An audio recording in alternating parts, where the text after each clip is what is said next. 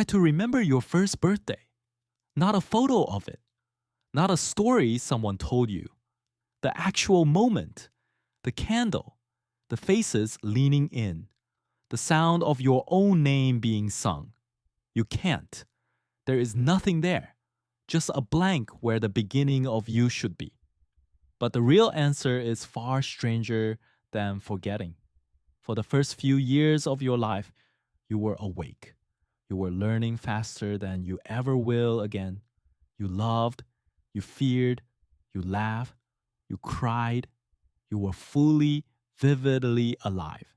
And almost none of it survived. The years that shaped you most are the years you cannot reach. Scientists have a name for this strange erasure. And once you understand what really happened in those missing years, you will never think about your own memory the same way. Let's start with the obvious question. Why would your brain delete its own beginning? The phenomenon has a name: infantile amnesia. It describes a simple, almost universal fact. Most adults cannot recall anything from before the age of 3, and memories before age 7 are thin and unreliable. This isn't a personal failing. It happens to nearly everyone, in every culture, all over the world. The first researcher to describe it formally was Sigmund Freud, more than a century ago. He noticed that his patients could not retrieve their earliest years, and he called it a kind of veil drawn over childhood. Freud thought the memories were hidden, repressed, locked away by the mind on purpose. For decades, that was the story. But modern neuroscience tells a very different one. The memories aren't hidden behind a veil. For the most part, they were never permanently stored at all. To understand why, you have to understand what a memory actually is. A memory is not a recording. It is not a video file sitting on a hard drive in your skull. A memory is a pattern, a specific network of brain cells that fire together during an experience, and then learn to fire together again when you recall it. To form a lasting memory, your brain has to do something difficult. It has to take a fleeting moment and physically wire it into a stable connection between neurons. This wiring process has a name: consolidation. And consolidation depends heavily on one particular structure deep in your brain: the hippocampus. It sits curled in the center of your brain, one on each side, shaped a little like a seahorse, which is exactly what its name means in Greek. The hippocampus is the part of you that turns experience into long-term memory. It is the scribe that takes the chaos of a moment and files it away so you can find it later. Without a working hippocampus, the present simply slips through you. You can experience the world, but you cannot keep it. And here is the crucial fact. In a baby, the hippocampus is not finished. When you were born, your brain was building itself at a furious pace. In those early years, you were producing new neurons faster than at any other point in your life. That sounds like it should make memory better, but it does the opposite. The neuroscientist Paul Franklin and his colleagues discovered something remarkable: the very explosion of new brain cells that makes babies such powerful learners also disrupts the storage of specific memories. New neurons constantly muscle into existing circuits, rewiring connections, overriding the delicate patterns that a memory needs to stay intact. The process is called neurogenesis, and in early childhood, it runs so hot that it scrambles the filing system faster than the files can be saved. Think about what that means. Your infant brain wasn't broken. It was doing exactly what it needed to do. It was prioritizing learning over remembering. A baby's job is not to record individual events. A baby's job is to extract the rules of the world as fast as possible. What is a face? What is gravity? What sounds make up language? To learn those rules, the brain has to stay flexible, constantly rewiring itself. And a constantly rewiring brain is a terrible place to store a permanent snapshot. So the memories formed, they just didn't last. They were written in sand, not stone, while the tide of new neurons wash over them again and again. But neurogenesis is only part of the story. There is a second reason those years are lost, and it has to do with something you might not expect. Language. Ask yourself this: how do you actually store a memory of an event? For most of us, the answer involves words. You narrate your own life. You tell yourself what happened, in what order, to whom, and why. A memory of your 10th birthday isn't just images, it's a little story. There was cake, then we played outside, then it rained, and we ran inside laughing. That narrative structure is the scaffolding that holds an episodic memory together. It gives the memory handles you can grab later. A baby has no words. A 1-year-old experiences the world in a flood of pure sensation, with no language to organize it.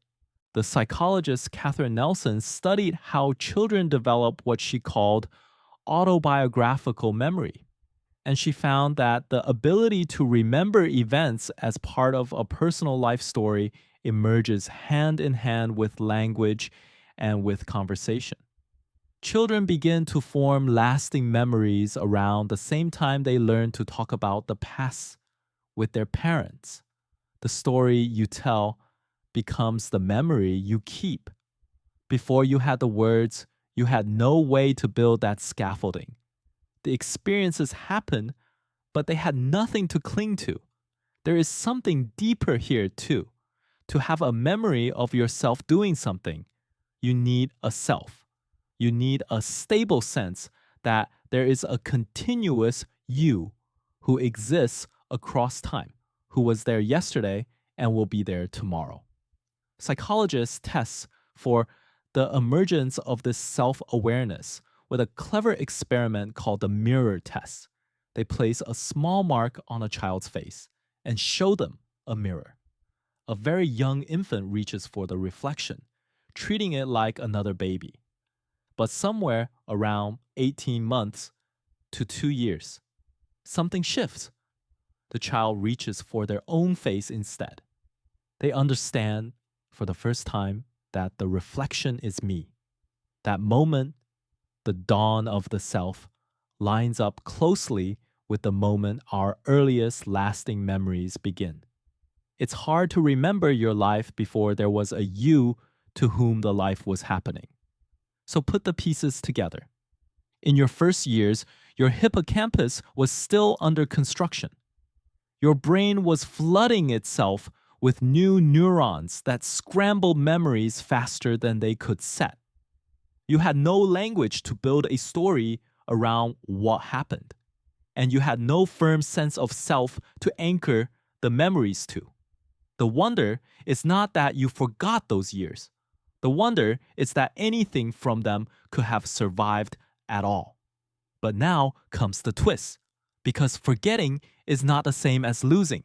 You do not remember being a baby, and yet those years left the deepest marks of your entire life. This is the strange double truth of early childhood. The events vanished, but their effects remain. You cannot recall learning to walk, but you walk. You cannot recall a single conversation from before you could speak. Yet your native language is wired into you so deeply, you will never lose it. You cannot remember the face of the person who held you in the dark when you cried, but the way they held you shape how safe you feel in the world to this day. Scientists draw a line between two kinds of memory. There is explicit memory, the conscious recall of events and facts, the kind that needs the hippocampus and language and a sense of self. And there is implicit memory, the unconscious kind, the skills and emotional patterns and bodily habits that live below the surface of awareness. Infantile amnesia erases the first kind almost completely, but the second kind, the implicit kind, was forming all along, and it never went away. Think about that. The reason you cannot remember those years is the same reason they mattered so much. Your brain was not wasting its time recording birthday parties. It was doing something far more important. It was using every experience to build a very machinery of you, your sense of trust, your emotional baseline, your capacity for language, the deep architecture of how you relate to other people. These were not stored as memories you could replay. They were built directly into the structure of who you are. In a sense, you are your earliest memories. You just can't watch them. They aren't kept in the part of the mind that remembers.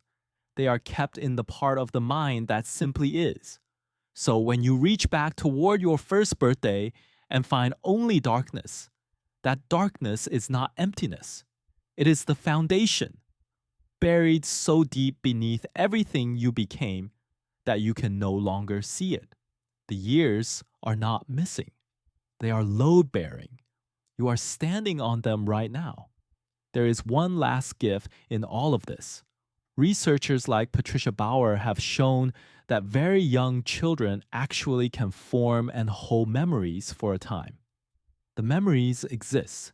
They are just fragile and they fade as the years pass and the brain matures, which means that somewhere in your second year of life, you almost certainly did remember your first birthday.